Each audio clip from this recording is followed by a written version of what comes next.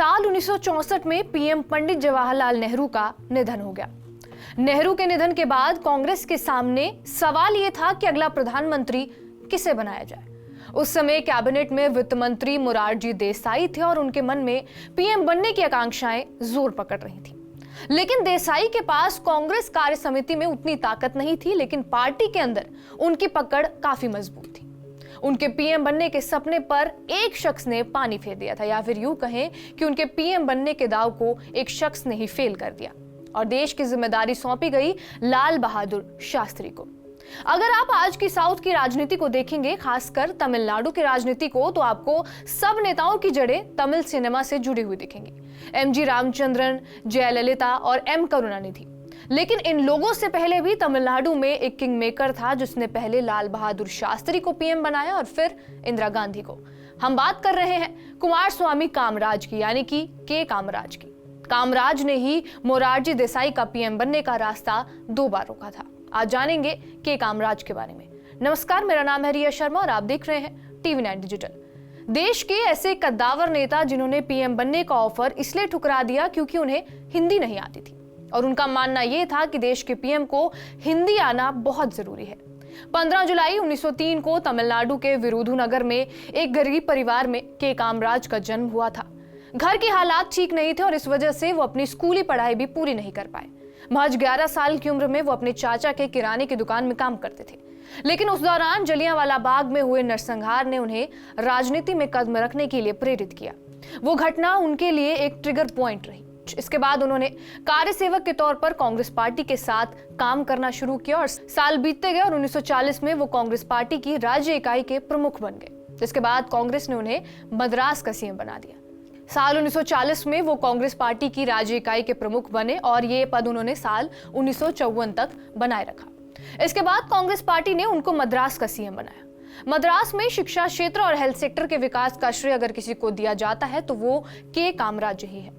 यहां तक कि साल 1962 तक मद्रास की 85% आबादी मुफ्त शिक्षा ले पा रही थी, जो कि के कामराज की ही देन है। इसके अलावा देश भर में मिड डे मील की योजना लाना भी के कामराज के ही दिमाग की उपज है। मद्रास में हुए विकास के चलते ही कामराज को राष्ट्रीय स्तर पर भी एक अनुभवी नेता के तौर पर देखा जाता था। 1962 में भारत चीन युद्ध के बाद नेहरू की विदेशी नीति सवालों के घेरे में आ गई थी और उस समय वित्त मंत्रालय की ओर से भी जनता पर भारी भरकम टैक्स बढ़ा दिया गया था। इस वजह से भारत की जनता कांग्रेस से बहुत नाराज थी। ऐसे समय में कांग्रेस क्या करती? 1963 में लोकसभा में 3 उपचुनाव हुए और तीनों के तीनों कांग्रेस हार गई। कांग्रेस से जनता का विश्वास धीरे धीरे उठने लगा था और कांग्रेस की साख घटने लगी थी। ऐसे समय में के कामराज ने ही कांग्रेस के सामने एक योजना लाई ताकि पार्टी मजबूत हो पाए और फिट हो पाए। इस योजना को कामराज योजना कहा जाता था। के कामराज ने उस समय यह सुझाव दिया था कि कांग्रेस पार्टी के वरिष्ठ नेताओं को सरकार में अपने पद से इस्तीफा देकर पार्टी के लिए काम करना चाहिए। लेकिन कांग्रेस के कई नेता इससे नाखुश थे। उन्हें यह लगा कि उन्हें ऐसा साइडलाइन करने के लिए किया जा रहा है। खैर, आखिर में पार्टी ने इसको मंजूरी दी और सबसे पहले के कामराज ने ही मद्रास के मुख्यमंत्री पद से इस्तीफा दिया। उनके बाद मोरारजी देसाई, जगजीवन राम, लाल बहादुर शास्त्री ने भी इस्तीफा दिया और सबके सब पार्टी का काम करने लग गए। के कामराज को एक काफी बुद्धिमान नेता के तौर पर देखा जाता था। वो इस कहावत पर विश्वास रखते थे कि अपने दोस्तों को करीब तो रखो, लेकिन दुश्मनों को और भी ज्यादा करीब। और इस कहावत का प्रमाण उन्होंने तभी दे दिया जब वो इस बात पर जोर देते थे कि उनके मुख्य विरोधियों को उनके मंत्रिमंडल में मंत्री बनाया जाना चाहिए। कई लोगों का कहना यह है कि वो ये ऐसा सुनिश्चित करने के लिए करते थे ताकि उनकी हरकतों पर वो कड़ी नजर रख सके और उनकी गतिविधियों पर भी लगाम लगा सके।